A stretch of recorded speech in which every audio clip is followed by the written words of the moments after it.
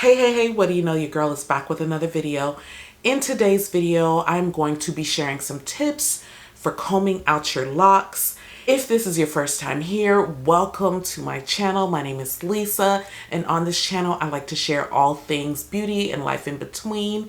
And I just want to start off by saying, if you want to comb out those locks, boo, sis, bruh, go ahead and comb them out. Your lock process is reflective of your journey. So for whatever reason you decided to lock your hair to begin with, whether it was for you to jump on a bandwagon, a trend, a spiritual journey, a personal journey, whatever that journey was for you, it's you. It's your journey. So do you, sis, do you, bruh, comb them out. Okay, so now let's get into these tips. Tip number one, be realistic with the time that you have to allot to combing out your locks and go forth with that time. And I say this to say that not everyone has the same schedule. I know a lot of vlogs that I've watched and blogs that I've read have said that it's roughly taken about maybe 2 to 3 weeks to comb out their locks. And that's realistic for someone who may have a lot of time. For someone like me, who is a wife, whose husband wants his time, and who is a mom who has an active son. It's been football season, Pop Warner season, school. He started middle school. I had to be realistic with the time that I actually have to commit to combing out my locks. How I planned it was, I knew that I didn't want to take no more than a month to comb out my locks. And so I had 113 locks. So I said 113 divided by 30 days, that was roughly like 3 locks per day. So I had to commit to combing out at the minimum 3 locks per day, maybe somewhere around 2. And on the days where, you know, my schedule didn't go as planned, I had to double up on days where I had a little bit more time. I utilized every single downtime that I had to take out my locks. So I would pick up my son from school, pick up my daughter from school, and when we go out to that football field, and I know I'm there for like 2.5, almost 3 hours, I would spend those 2 to 3 hours in the car just combing out my locks. I wouldn't go out onto the field during his football practice and just fraternize with other parents. I committed that time to combing out my locks. It made me realize, like, you know, how much I can be doing during, you know, little 2-3 hour intervals, whether it's my son practice, just how much downtime I had, just, you know, period, where I can utilize to just, you know, get things done. And so just be realistic with that time, because being realistic with that time will allow you to not get frustrated and, you know, just say bump it and just start, you know, being really, really rough with your hair, or ultimately just cutting out your locks. Tip number 2, accept the fact that you're going to lose hair and just decide on how much hair you're willing to lose. I say this because the reality is you're going to lose hair.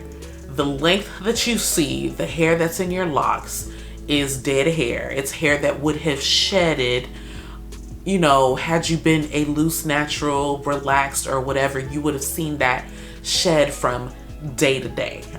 But because your hair is locked, you're not seeing your hair shed. So don't freak out when you comb out that first lock and, you know, your lock was 10 inches and now your hair is roughly about 7 or even 6. I also say this because you deciding how much hair you want to retain will also, like, you know, also help you decide on whether or not you want to bring other people into the process. Bringing other people into the process, you know, ain't nobody gonna be as gentle with your hair than you are. And bringing those other people into the process, and this, y'all, look, this sun, the sun keeps going in and out.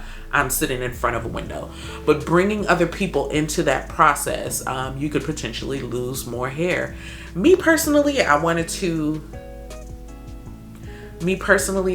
maintain as much hair as possible.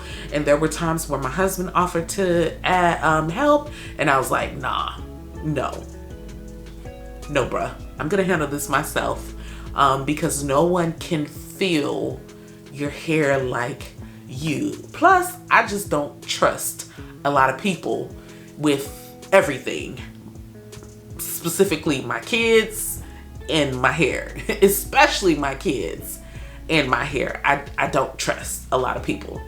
Tip number 3, consider washing your hair with a clarifying shampoo.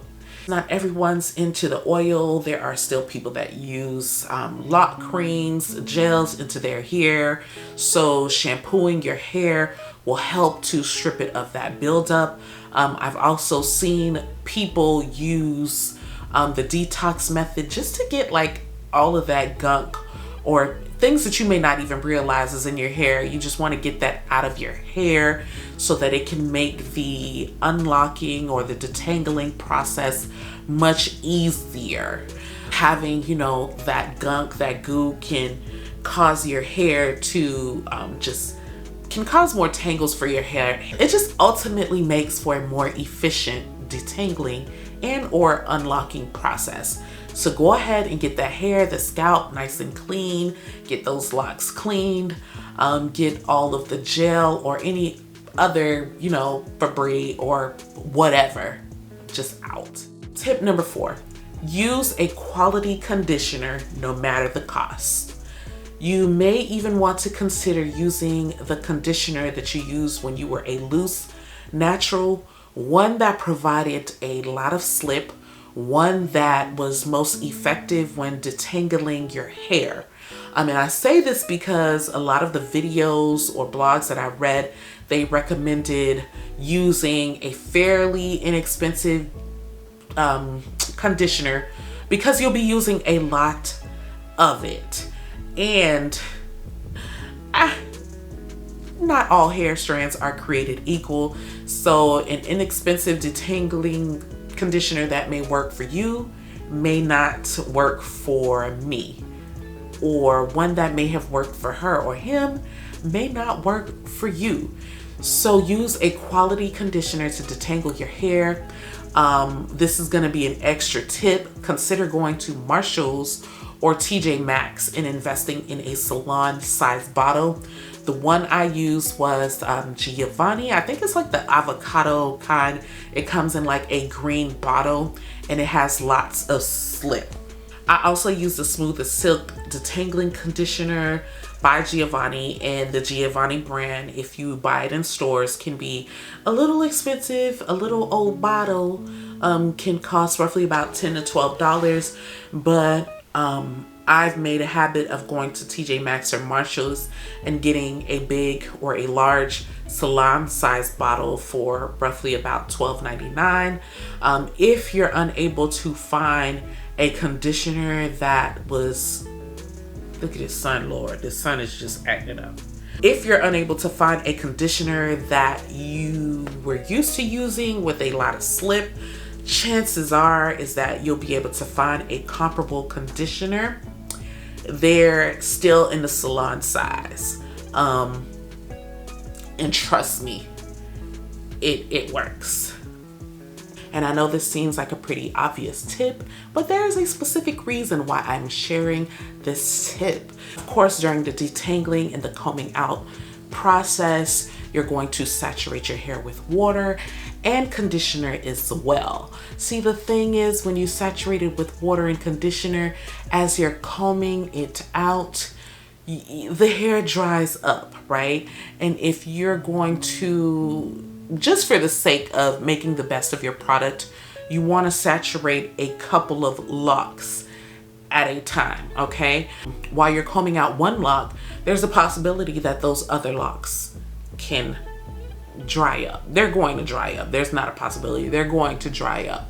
And so what I'm going to recommend is while you're combing them out in sections, utilize like a Glad Lock bag, like a baggie. After I would saturate the locks in one section with conditioner and water, I would go ahead and put those couple of locks in that bag, wrap it up with a rubber band, and they would just literally sit up there and soak up the conditioner. And I found that putting my hair in that baggie helped for me to be able to detangle those locks much quicker, because technically it's sitting up there in the conditioner and the water, getting just extra soft, just getting a very thorough, deep condition. And combing out those locks, baby, after I did that, was a breeze. So my next tip would be to utilize a floss pick. A lot of vlogs that I watch and blogs that I use, they use a rat tail comb. And in fact, it was the comb with the little metal end. I'm not sure if you can specifically say that that's a rat tail comb, but the comb with the metal end. And I found that because of how I had to hold the comb and because the comb was so long, I was finding that I was breaking those combs. I broke about maybe 2 to 3 of those combs, and I was just about sick of it. So I used a floss pick, specifically the floss pick from Walmart, the Walmart brand, which was much sharper at the end. And it's still plastic. It's sharp, but yet it's still plastic. So you don't have to worry about it like breaking through the hair. And because it was much smaller, it allowed for me to like position the floss pick in my hair much easier and, you know, literally like comb through the locks like this. That floss pick allowed me to like just go through those locks, you know, just like here, like this, like this, like this. Because it was much smaller, it was much easier for me to like just, you know, go through the process. And so those are going to be all of the tips that I have for you. I think that's about it. If you made it this far into the video, go ahead and give it a thumbs up. It does help for this content to become more discoverable in these YouTube streets, so that if anybody else is looking for this type of content, it's much easier for them to find. It's coming up in their suggested list. Also, as I often like to say, if we vibe, go ahead and subscribe, become part of the community, and make sure that you never miss a beat. Let me know if you like this video. Let me know if you found any of these tips helpful in the comments. Until next video, peace.